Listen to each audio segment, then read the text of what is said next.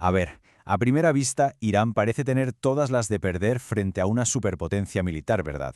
Pero, ¿y si esa debilidad, esa que parece tan obvia, escondiera en realidad una fuerza que no esperamos? Bueno, pues justo de esa paradoja tan fascinante vamos a hablar, basándonos en el análisis del profesor Jiang Suekem. La clave de todo este análisis se podría resumir en una sola pregunta, una que lo cambia todo.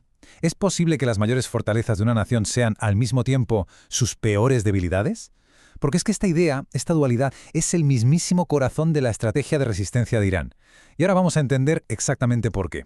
Vale, pues vamos al lío. Para entenderlo bien, hay que empezar por la base. La resistencia de Irán se sostiene sobre tres pilares, tres fortalezas que son en teoría fundamentales. El primero, y quizás el más potente, es la fe. Hablamos de la tradición chií del martirio, que básicamente elimina el miedo a la muerte. El sacrificio se convierte en un acto de honor. El segundo pilar es el terreno. Es que Irán es literalmente una fortaleza montañosa gigantesca, 3 veces el tamaño de Irak, un lugar increíblemente difícil de invadir. Y el tercero, el nacionalismo. Un orgullo brutal por una civilización, la persa, de 5000 años. Eso da un motivo muy poderoso para luchar. Pero aquí, justo aquí, es donde empieza la paradoja. Porque cada una de esas fortalezas tiene, digamos, una cara B, una debilidad oculta. Esa fe tan fuerte puede convertirse en fanatismo y llevar a cometer errores estratégicos garrafales. Ese terreno, esa fortaleza natural, también es una prisión que aísla al país del mundo. Y ese nacionalismo persa tan potente, pues choca con la realidad de que solo la mitad de la población es persa. Hay una división étnica muy importante. Vale, y con este mapa de fortalezas y debilidades sobre la mesa podemos pasar a ver la estrategia estadounidense. Porque, según este análisis, el plan de Estados Unidos parece diseñado casi a medida, diría yo, para atacar justo esas debilidades que nacen de las propias fortalezas de Irán. ¿Y cómo se haría eso? Pues sobre todo explotando esas fisuras internas, las divisiones étnicas. La idea sería apoyar a grupos como los baluchis, que son sunitas y llevan mucho tiempo en conflicto con el gobierno chií, o a los kurdos, que como sabemos buscan su propia nación, o incluso a los azeríes, que podrían ver una oportunidad de oro para reunificarse con sus vecinos de Azerbaiyán. Entonces, el plan estadounidense se basaría en 3 pilares, un enfoque triple. Primero, la decapitación, o sea, eliminar a los líderes, a toda la cúpula de mando. Segundo, usar la supremacía aérea para bombardear objetivos militares, pero también civiles, infraestructuras clave. Y tercero, y esto es fundamental, fomentar la insurgencia desde dentro. Es decir, armar y financiar a esas minorías étnicas para que el país implosione en un conflicto civil. Y ojo, porque dentro de esa estrategia de bombardeos, el análisis señala una táctica que es especialmente brutal. Se conoce como el doble toque. Funciona así. Se ataca un lugar. Y justo cuando llegan los equipos de rescate, los médicos, incluso los familiares para ayudar a los heridos, se vuelve a atacar ese mismo punto. El objetivo es clarísimo, maximizar las bajas civiles, el caos y sobre todo el terror.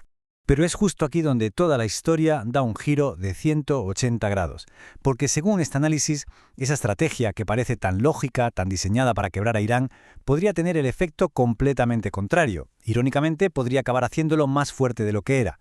A ver, pensemos en el primer efecto inesperado. La acción de Estados Unidos es eliminar a las élites. La reacción iraní, pues resulta que al hacerlo se les estaría solucionando un problema que ya tenían, lo que se llama la sobreproducción de élites. O sea, tenían demasiados líderes compitiendo por el poder. Al eliminarlos, se daría paso a una nueva generación, una meritocracia mucho más ágil, más despiadada y más eficaz. Vamos con el segundo efecto. La acción, bombardear las grandes ciudades. La lógica es romper la moral. Pero, ¿cuál sería la reacción? Pues que esos bombardeos conseguirían algo que parecía imposible, unir a una sociedad que estaba muy dividida. La brecha entre la población urbana, más secular, y la rural, mucho más religiosa, se cerraría de golpe. ¿Por qué? Porque ahora tendrían un enemigo común. Y llegamos a la tercera, y quizás la más paradójica de todas. La acción, armar a los insurgentes de las minorías étnicas para romper el país desde dentro. La reacción, pues que eso despertaría con una fuerza tremenda el nacionalismo persa, un nacionalismo que la propia teocracia iraní había intentado apagar. De repente, la mayoría persa se vería obligada a unirse, a recordar su historia, su identidad, para defenderse. Y todo esto nos lleva al escenario final, al desenlace, al choque de 2 formas completamente distintas de entender la guerra. Es, en esencia, la batalla final entre una estrategia de asedio y una de guerrilla. Y es que son 2 doctrinas, 2 filosofías de guerra totalmente opuestas. Por un lado tenemos la guerra de asedio de Estados Unidos. El objetivo es ganar. Y ganar rápido, barato y con el mínimo de bajas posible. Y en el otro lado, la guerra de guerrillas iraní. Aquí el objetivo no es ganar, es sobrevivir, resistir, ser un dolor de cabeza constante, atacando a los aliados de la región y alargar el conflicto hasta que el otro simplemente se canse y se vaya. De hecho, el profesor Jan Shuekin lo explica con una analogía que es sencillísima, pero brutalmente efectiva. Dice que es como jugar al escondite. Cito: «Vienes a bombardearme y yo me escondo en mis montañas. Cuando te vas, salgo y ataco». Así de simple. Es la definición de una guerra de desgaste.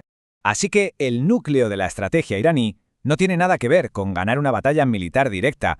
Eso saben que es imposible. El objetivo es otro. Es una victoria estratégica. Se trata de hacer que el conflicto sea tan frustrante, tan caro, tan largo, que la voluntad política para seguir luchando al otro lado del mundo se venga abajo. Que colapse. Y todo esto nos deja con una última pregunta, una que resume perfectamente toda la tesis del análisis. Si la gran estrategia de Irán es atraer a su enemigo a un pantano del que no pueda salir, ¿cuál sería el único movimiento que, paradójicamente, significaría que la superpotencia ya ha perdido la guerra? Según este análisis, la respuesta es clara: el momento en que pongan la primera bota sobre el terreno, una invasión terrestre.